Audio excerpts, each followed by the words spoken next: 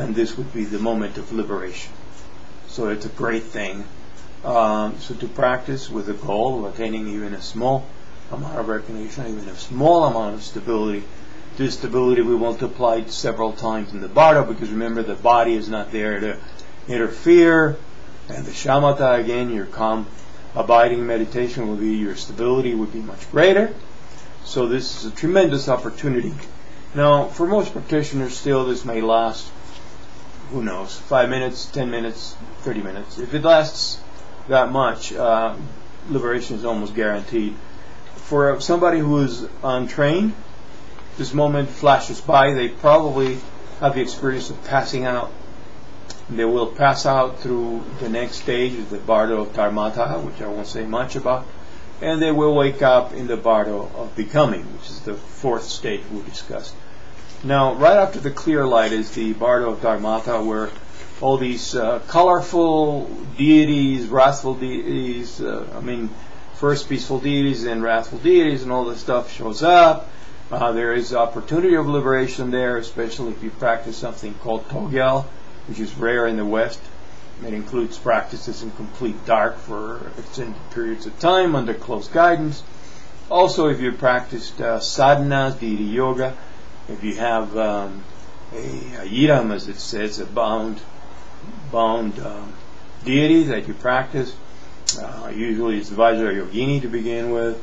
Even if you practice Guru Yoga and you have a bind with Guru Rinpoche, a bond with Guru Rinpoche, even though that's not deity yoga. But if you practice the Anuttara class, certainly this will come handy in the period of the Bardo Dharmata, because you invoke your Yidam. However, for most of us, again, I have not extensively practiced this area. For most of us, it probably will go fairly fast. Otherwise, the instructions remain the same. Stay stable, stay open to the positive experiences as well as the fearful and earth-shaking, hurricane-like experiences, like experience of thunder, experience of blowing winds, experience of fire, whatever it is, lean towards it and remain stable. However, for most people, as I said, after the clear light, they usually pass out and wake up in the Bardo Becoming. This is the fate of the ordinary person that has not practiced.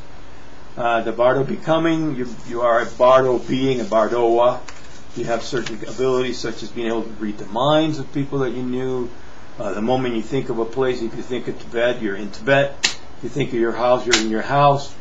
But again, that's because the body doesn't interfere. But if you practice shamatha, again, you rely on that, and you stabilize, and don't find yourself like some kind of karmic ping pong ball all over the place, bewildered, confused. And at this point, then, there'll be a rebirth, and if you've been a practitioner, you have accrued a large amount of merit, and you have purified your negative karma. And I will talk on another talk about how to purify. Very important. If you've done that, a human rebirth, which is most preferable, is almost guaranteed. No guarantees in this life, though.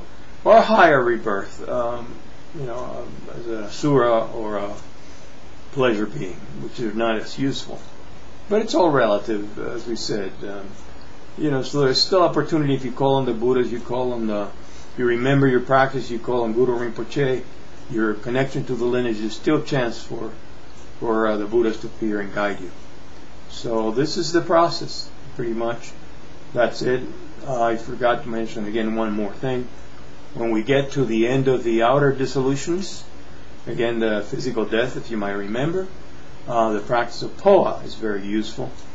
Poa, as you again might remember from other mentions, is the practice of placing one's consciousness or ejecting one's consciousness to the heart of a chosen Buddha, often visualized right here above one's head, or it could be visualized in front of you. Your consciousness is like a little ball of light that shoots up and merges with the heart of the Buddha. This is a way to go to the Pure Land. Usually the Buddha of choice is Amitabha. There's certain kinds of poa that are technical, and they said they're dangerous and they're secret, guarded.